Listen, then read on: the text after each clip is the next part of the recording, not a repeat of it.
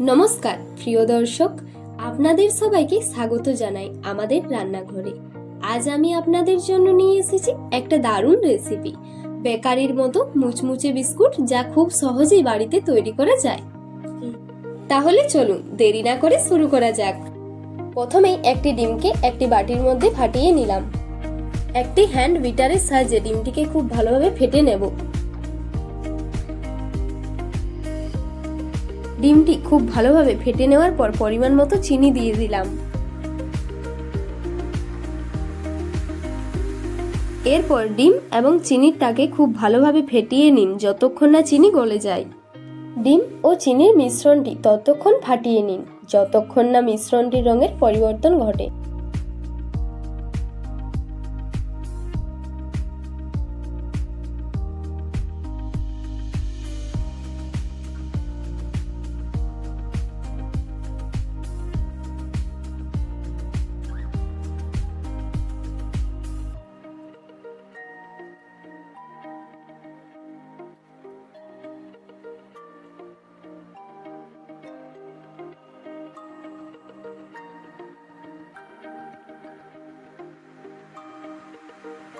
লক্ষ্য করুন বন্ধুরা, মিশ্রণটির কালার ঠিক এরকম হয়ে যাবে।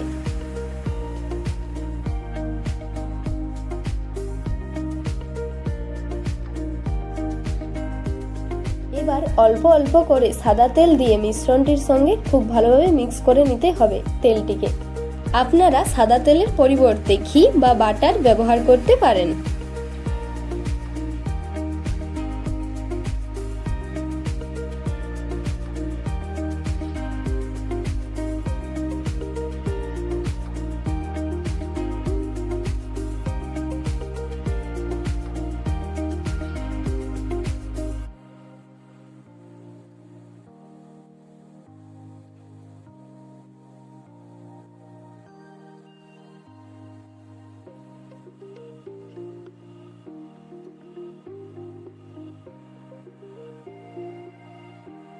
তেলটি মিশ্রণটির সাথে খুব ভালোভাবে মিশে যাওয়ার পর প্রথমেই পরিমাণ মতো ময়দা দিয়ে দিলাম।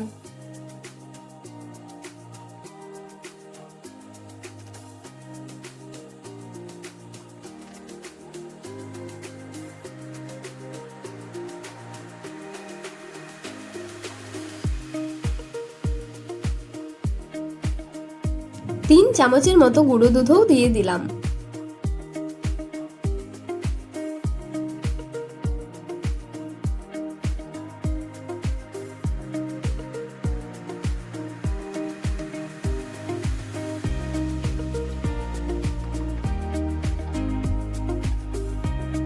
এরপর 1 চামচ বেকিং সোডাও দিয়ে দিলাম।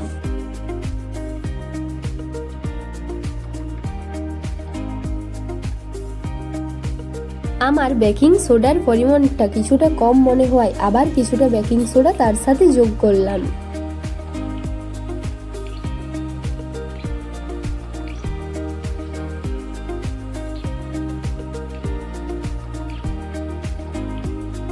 এরপর সামান্য কিছুটা লবণ দিয়ে দিলাম।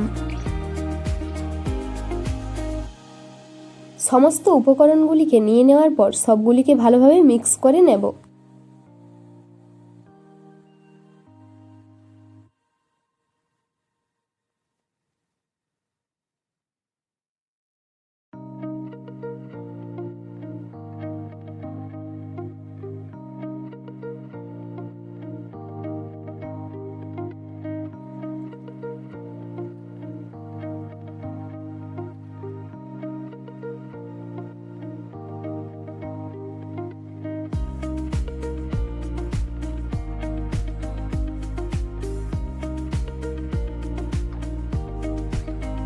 মিশ্রণটি কিছুটা পাতলা মনে হয়, আবার কিছুটা ময়দা তার সাথে যোগ করলাম। এরপর খুব ভালোভাবে মিক্স করে নেব।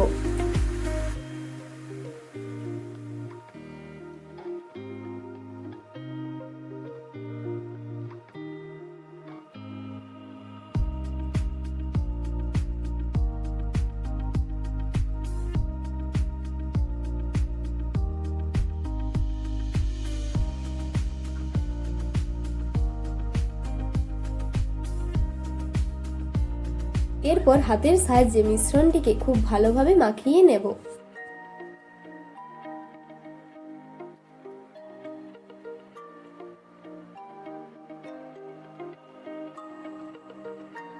মিশ্রণটির সাথে আবার কিছুটা ময়দা দিয়ে মাখিয়ে দিলাম।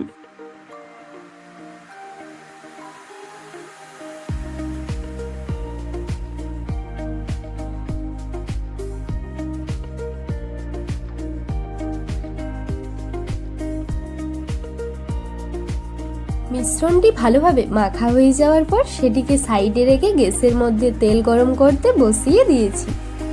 এরপর হাতে সামান্য তেল মাখিয়ে নিলাম।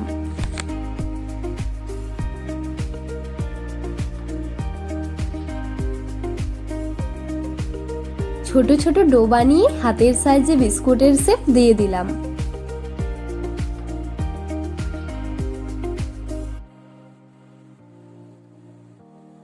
আমরা সামান্য লম্বা শেপ দিয়েছি, আপনারা গোল অথবা চৌকো করতে পারেন। বিস্কুটটি শেপ দেওয়ার জন্য আমরা একটি ছুরি নিয়ে সেটাকে ব্যাক সাইড দিয়ে চিরুনির দাঁড়ের মতো ডিজাইন করে নিলাম।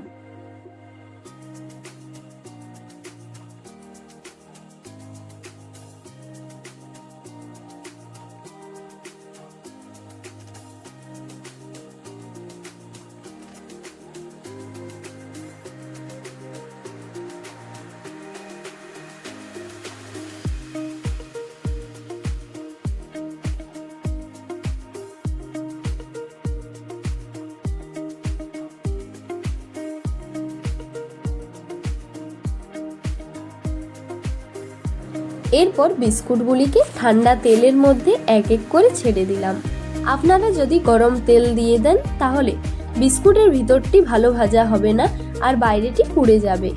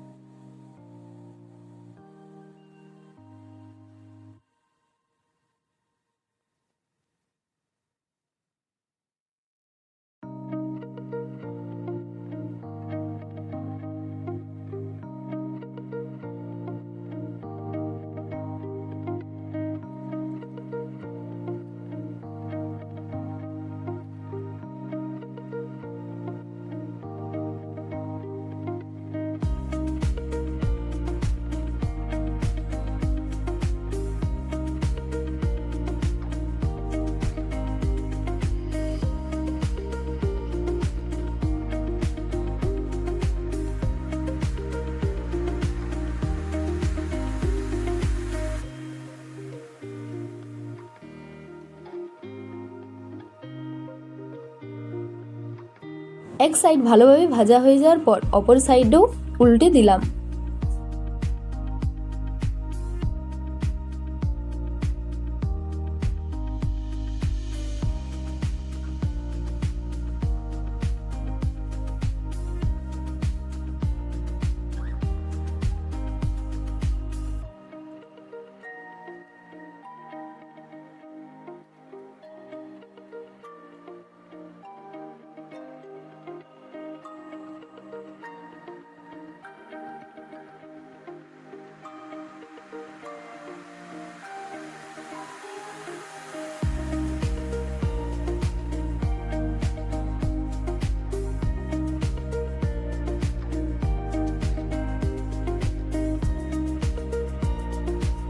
বিস্কুটটি খুব ভালোভাবে ভাজা হয়ে যাওয়ার পর একটি পাত্রে নামিয়ে নিলাম। আমাদের এরকম কালার পছন্দ, আপনারা যদি ডিপ কালার চান তবে আরো কিছুক্ষণ ভেজে নিতে পারেন। এরপর আমরা কিছু বাদাম বিস্কুট বানিয়ে নেব। তার জন্য ওই ডোগুলির মধ্যে সামান্য কিছুটা বাদাম গুঁড়ো ছড়িয়ে একই পদ্ধতিতে ভেজে নিলাম।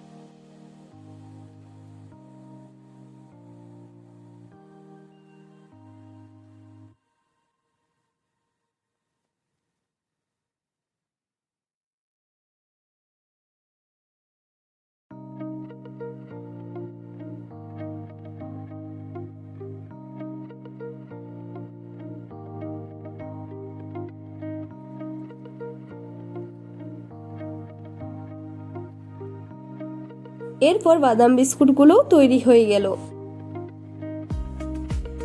আশা করি আজকের এই সহজ ও ঘরোয়া রেসিপিটা আপনাদের খুব ভালো লেগেছে। আপনারা অবশ্যই একবার বাড়িতে চেষ্টা করবেন। কেমন লাগলো সেটা কিন্তু কমেন্ট করে জানাবেন। যদি ভিডিওটা ভালো লাগে তাহলে একটা লাইক দেবেন, বন্ধুদের সাথে শেয়ার করবেন এবং এমন আরও নতুন নতুন রেসিপি দেখতে আমাদের চ্যানেলটি সাবস্ক্রাইব করে পাশে থাকবেন। আজকের মতো এটুকুই। আপনারা সবাই ভালো থাকুন, সুস্থ থাকুন। আবার দেখা হবে।